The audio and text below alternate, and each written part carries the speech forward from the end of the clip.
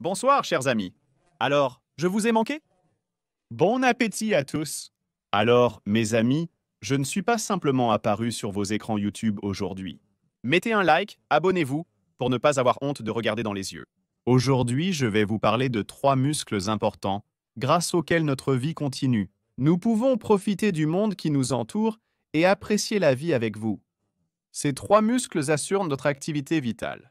Dès que ces muscles, tous les 3, cessent de fonctionner, nous mourrons avec vous. Aucun de ces 3 muscles ne fonctionne dans un organisme mort. Alors, vous ne pouvez plus supporter de savoir quels sont ces muscles. Ce sont 3 codes spécifiques, avec des codes numériques, 1, 2, 3. Alors, quelles sont vos suppositions? Mais on n'implique pas le cœur. Ce sont les muscles cardiaques. Vous êtes très malin maintenant. Dites ça. Ce sont précisément les muscles qui sont coupés. Allez, je vais vous donner un indice. La cause du décès sera un accident vasculaire cérébral. Ou si ces 3 muscles commencent à mal fonctionner, vous commencez aussi à devenir un peu stupide. Vous arrêtez de comprendre qui vous êtes, où vous êtes, d'où vous venez. Avec qui, pourquoi. Vous commencez déjà à vous poser ces questions. Et puis vous avez déjà oublié ces questions? Alors, mes amis, il y a 3 muscles qui assurent le fonctionnement optimal de notre cerveau principal.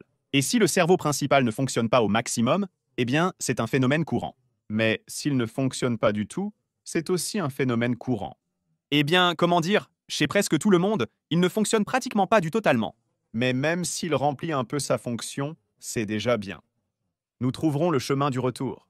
On se rappellera aussi du code de l'interphone. Nous n'oublierons pas non plus le numéro de notre appartement.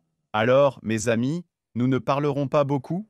Je ne parlerai pas simplement d'eux aujourd'hui. Je vais vous montrer comment maintenir ces muscles en bon état jusqu'à un âge avancé. Lorsque la vieillesse profonde arrive, vous arrêtez de faire ces exercices. On en a marre de vivre quand on est ici. Aller au sauna? Mes amis, pour ceux qui veulent, des muscles du cou encore plus puissants pour restaurer la circulation sanguine de chaque vaisseau, chaque artère, pour qu'elle transporte le sang vers votre cerveau et l'enrichisse en oxygène et en nutriments, j'ai préparé pour vous un ensemble d'exercices quotidiens que vous pourrez constamment faire et améliorer la circulation sanguine vers votre cerveau. Entraînez votre cou, chaque muscle séparément, cet ensemble que je fais moi-même tous les jours. Je l'ai préparé pour vous, voici le lien dans la description. Allez-y, on se retrouve là-bas, je vous montrerai tout en détail, vous saurez tout avec précision. Alors, le premier muscle que nous avons, comme vous l'avez déjà deviné. Alors, allons-y. Correct, le muscle pectoral et clé subscapulaire. On réduit ainsi le pectoral, muscle clé subscapulaire. J'utilise la lumière verte pour vos yeux, ont obtenu le plus grand effet thérapeutique. La lumière verte, elle vous aide. Qui ne sait pas où se trouve le muscle pectoral claviculaire? Ici. Chez certains, elle est assez bien développée, puissante. Ils ont de la chance. Chez d'autres, elle est petite, mince, comme une petite branche qui se balance au vent. Elle ne remplit pas sa fonction. Encline à la faiblesse, parce que dans la vie quotidienne normale, le seul moment où elle peut se tendre, c'est quand vous tournez la tête d'un côté, de l'autre, partout. Juste quand vous regardez directement, elle est là, touchée là, douce comme de la pâte, douce, plus douce que la pâte, comme de la mousse. Elle a la même douceur. Alors, le deuxième muscle, pourquoi est-il important? Parce que la première, oui, la poitrine, la clavicule, parce qu'il y a des vaisseaux sanguins sous elle, l'artère carotide, la veine jugulaire, le flux et le reflux du sang, dépendant de son état, notre cerveau principal, le nerf émergent, il y en a aussi là. Alors, le deuxième muscle, un muscle qui est plus vieux que l'un des deuxièmes muscles. Voici l'un des premiers à vieillir. Voici l'un des deuxièmes muscles à vieillir. En deuxième position, pour la détérioration de sa fonction avec l'âge. C'est le muscle qui soulève la paupière. Voilà comment nous le désignons. Nous aurons une désignation en 3 lettres. Voici le muscle qui soulève la paupière. Voilà, 2 sont déjà rassemblés. Qu'est-ce qui ne va pas avec le muscle qui soulève la paupière? Elle soutient notre omoplate, tout le poids de notre main repose sur elle. Vous pouvez vous muscler un bras puissant, énorme, mais si ce muscle reste même légèrement affaibli, votre épaule tombera, c'est ainsi qu'elle pendra. Si vous prêtez attention à la télescopie, à la position des personnes de différents âges, vous verrez que la position de l'épaule change. Chez certains, l'épaule tombe vers l'avant, elle descend, et chez d'autres, elle recule et se lève, comme ça. C'est-à-dire que ni l'un ni l'autre, vous voyez, ne semble particulièrement attrayant. Et ce sont tous deux des signes de faiblesse du muscle qui soulève l'omoplate. Dans le premier cas, elle a simplement laissé l'épaule tomber, et dans le second, la trapèze a pris sa fonction. La trapèze est constamment surchargée, ce qui n'est pas non plus bon. Et des maux de tête apparaissent, et des conditions pour la perturbation du flux veineux se produisent également. Ainsi, le muscle qui soulève la paupière a pris la 2e place dans notre classement des muscles de la mort. Donc, la 3e place, comme vous l'avez déjà deviné, est correctement occupée par les fléchisseurs du cou. Ce groupe de muscles se trouve dans l'espace sous-occipital, ici, comme nous l'appelons, c'est-à-dire dans la zone entre l'os occipital, la première et la 2e vertèbre cervicale. Ils forment un réseau de muscles, et c'est là que passe notre nerf occipital, l'artère vertébrale. Et si un spasme de ces muscles se produit, il y a aussi une forte probabilité de problème avec l'approvisionnement en sang du cerveau dans le bassin vertébro-basilaire. Cela signifie dans le système de l'artère vertébrale. Mais un spasme de ces muscles ne se produit pas à vide. Il survient sur fond de faiblesse des longs fléchisseurs, ici, des muscles puissants du cou. Quand ils s'affaiblissent, ces muscles essaient d'abord de prendre leur charge sur eux-mêmes. Pendant un certain temps, ils peuvent y parvenir, puis ils sont constamment sous tension, fixant la première artère vertébrale, puis, quand ils commencent à bouger, ils s'arrêtent, et notre artère vertébrale commence à être comprimée. Alors, ces 3 muscles, ils nous assurent une vie heureuse aussi longtemps que vous le souhaitez. Faites ces exercices jusqu'à ce que vous en ayez marre. Dès que vous en avez assez, arrêtez de les faire, c'est tout. Vous pouvez aller au paradis. Alors, mes amis, par où commençons-nous? Muscle sternocléidomastoïdien. Je montre encore une fois. Elle se divise en 2, une vers la poitrine, l'autre vers la clavicule. Et nous devons entraîner ces 2 parties, c'est-à-dire faire l'entraînement de ce muscle en fonction de sa structure. Les amis, je vais montrer comment commencer le premier exercice. D'abord, vous commencez, vous vérifiez la fonction de ce muscle, vous faites un test. Dans quel état est-il chez vous? Vous secouez votre tête. Et même si vous pouvez la tenir comme ça pendant 20 secondes, eh bien, tenez-la pendant 20 secondes, eh bien, cela signifie que vos muscles fonctionnent plus ou moins à un niveau satisfaisant. Ensuite, essayez de voir s'il y a une différence entre la droite et la gauche. Tournez la tête d'un côté, puis tournez la tête de l'autre côté. C'est-à-dire que vous commencerez par ce genre de test musculaire. Pour que les muscles de votre abdomen ne vous gênent pas, vous pouvez descendre un peu plus bas, car si vous vous éloignez trop, votre abdomen sera également tendu. C'est-à-dire que vous avez effectué le test initial, découvrant si ça fonctionne. Ceux chez qui ça ne fonctionne pas, ça va commencer à trembler comme ça. Votre tête va commencer à bouger comme ça, comme si des vertiges commençaient. Arrêtez à temps, sinon elle tombera ou rien de bon n'arrivera. Donc, les amis, on continue l'entraînement. Premièrement, nous commençons simplement à lever la tête vers le haut et vers le bas. C'est-à-dire, après le test que vous avez effectué, vous pouvez déjà donner un certain type d'entraînement, une certaine charge. Le premier mouvement est comme ça. Deuxièmement, nous avons levé la tête, faites un mouvement de haut en bas avec le sous-bord, de haut en bas. Troisièmement, nous avons déplacé la charge de droite à gauche. D'abord d'un côté, nous avons tourné la tête, puis de l'autre côté.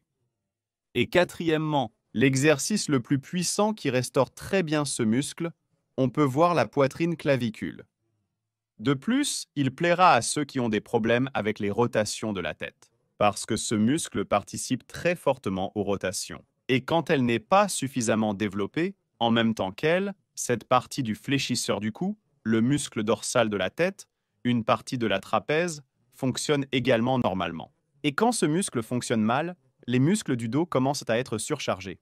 Pour ceux qui ont des problèmes de tension musculaire dans le cou, cet exercice peut être très utile, parce que la charge passera aux muscles antérieurs. Alors, mes amis, regardez. Je vous montre un très bon exercice, mais c'est assez difficile. Vous avez levé la tête, et dans cette position, vous commencez à l'incliner comme si c'était vers une épaule, vers l'autre épaule. À ce moment, votre tête reste en l'air. Elle est, voyez-vous, dans l'air, sans contact. C'est un exercice assez difficile, parce que ici, vous avez une charge. Elle est constante sur le muscle. Et l'une, puis l'autre est plus tendue, et en plus elle s'étire. Voilà, c'est-à-dire qu'il commence même chez certains. Vous voyez, je n'ai pas fait cet exercice depuis longtemps. Alors, mes amis, nous vous avons donné une charge sur la clavicule pectorale. Exercice visible, muscle. Choisissez la charge en fonction de votre force ou de votre faiblesse. Depuis combien de temps avez-vous fait cet exercice récemment? Ceux qui ont un cou fin comme une oie, comme une poule, comme les personnes fines, ont parfois des gens qui vont vers le même cou. Il faut faire ces exercices précisément. Le muscle levant la paupière. Nous commençons par nous tenir face au mur comme ceci. Voici ce mur. Voilà comment je me suis tourné face au mur. J'ai tourné mes paumes de main vers l'avant. Et j'ai levé les deux épaules vers le haut et les ai lentement abaissées. J'ai de nouveau levé les deux épaules et les ai lentement abaissées. Voyez, je ne lève pas vers l'arrière par l'oreille, mais directement vers l'avant. En avant comme ça, sans hésiter comme ça. J'ai levé, j'ai baissé, lentement. J'ai levé, j'ai baissé. C'est nous qui chargeons le muscle qui soulève la pelle avec vous. Ces exercices seront suffisants pour vous afin qu'elle fonctionne pleinement. Et le troisième, des étirements courts pour le cou, mes amis, pour entraîner simultanément et améliorer la circulation sanguine dans la région sous-occipitale et exercer une pression sur des étirements longs pour le cou, qui sont situés en haut. Il n'y a rien de mieux que cet exercice. Regardez. Position de départ. Regardez en bas, comme vous avez l'habitude de regarder. Par exemple, sur votre paume de main, vous aimez observer votre paume, non? Pas sur la paume, mais sur le téléphone, par exemple. Voilà. Et en avant. Voici, vous regardez. Qui est là? Retour. Normal qu'il n'y ait personne. Voici ce mouvement. Voilà. 1, 2. Mais pour cela, il faudra mettre les mains ici. Et le mouvement était comme ça. Retour. Vers le bas. Là-bas, ici. Là-bas, retour. Voici cette position. Elle est juste pour vous aussi. Pour ceux qui regardent cette vidéo depuis leur téléphone maintenant. Votre tête est inclinée comme ça. Il serait également utile pour vous de faire cet exercice. Ne poussez pas trop fort avec vos mains. Vos mains servent simplement de poids. Mais si c'est difficile pour vous, une telle charge n'est pas typique pour vous. Vous n'avez pas encore suffisamment développé vos muscles du cou. Commencez par une version plus simple comme celle-ci. Allongez-vous sur le ventre. Et la même chose. Vous avez juste le poids de la tête. C'est-à-dire que certains peuvent ne pas supporter une telle charge en inclinaison immédiatement. Essayez de commencer avec ça. C'est aussi une charge plus légère sur ces mêmes muscles. Et bien, pour tous les autres, pour ceux qui sont déjà abonnés à la chaîne, qui ont déjà aimé régulièrement les publications à l'avance, c'est exactement l'exercice qui vous conviendra. Alors, mes amis, vous sentez déjà le sang monter à la tête.